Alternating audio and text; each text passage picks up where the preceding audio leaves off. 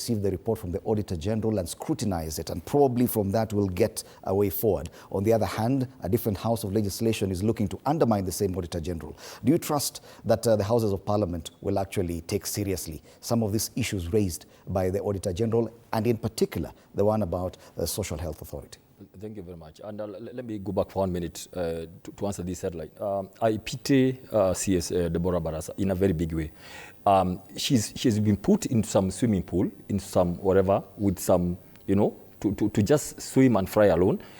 Unfortunately, decisions about SHA is not made in the ministry. Decisions are made elsewhere. And she has to check what she says. Because if she there contradicts the big bosses, she's going to be in trouble. We must be very, let's be very fair with some of these state officers. She's a highly placed professional from where she came from. Let's be fair. We are allowing her to be roasted by media, parliamentary committees, and yet she is not in control. Decisions are made elsewhere. Remember, who owns the system? These are people. 2.5% is a lot of money. There are people waiting for that money, so they can't dare anybody contradict them. Those are the facts. Now, Fred, when Kenyans ask questions very honestly and very calmly, please answer the questions. Every question needs to be answered. Mm-hmm. Don't shout at Kenyans because they're asking questions. They're asking very simple questions. When you condemn NHIF and say it was being rooted, Fred, no ordinary Kenyan... Bonasocion, you're interfering with the... No, he's still Robin for his opinion. That Kenyan from Naivasha, from Vihiga, from Voi, has no capacity, Fred, to root NHIF. It is the big boys who are rooting. So don't come and tell us that it has been looted. By who? It's the big sharks. And they are the ones who are moving to SHA. You must masquerade. You must do a somersault. Give it a bad name, kill it, get another figure with 104 billion, because the idea was to upgrade NHIF. Required only 700 million. I know. Ask me, I have the figures. I know. It required only 700 million to upgrade NHIF, to seal all the loopholes, to make it functional, right? 104 billion, so that there can be more avenues. Now, those are the questions of the journalism, and I'm coming to that point. Who owns, the three entities? Private, right? Questions. Please answer Kenyans like an assess school kid. When the questions are asked, that's why they are not paying, because there's no believability.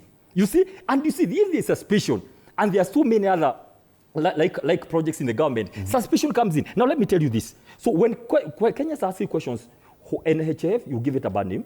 Why didn't you arrest the people who are messing NHIF?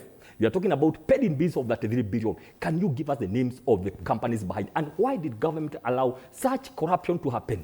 Who are these people? They must be powerful people in government. Number two, so the systems, right? 2.5%. Who do the people, the 2.5% companies, do they have link to senior government officials? Those are the questions people are asking. Now let's come. Are we confident that the Houses of Parliament will scrutinize this report to that extent? And that's what I'm going to. Now, when we talk now about the Auditor General, Fred, let's be very clear. We have in these systems. Auditor General cannot publish a report before they give everybody a chance to write back reports. They normally ask questions. All these questions Nancy Kazungu has asked to the relevant ministries. They give them time to respond. By the time the Auditor General report is written, already they have refused. So even the Auditor General, who is a state officer, paid by the government money, she has not gotten answers. That's why she has come to the public to say, I have not gotten answers. So the question is, with the National Assembly and whatever, now the problem we have in this government is one. Fred, let's be practical here, is that it is beholden by the executive. So a lot of times what we are going to see a lot of bashing. Then they are going to make a lot of very little faith. Nothing is going to come out of. They are going to crash. Senator, I want to say something. And they are going to demonize the Auditor General for nothing. Senator. Thank you so much. Fred, I listened to you keenly. The questions that you asked us, especially Daktari, Sosion, myself, you asked what are the challenges.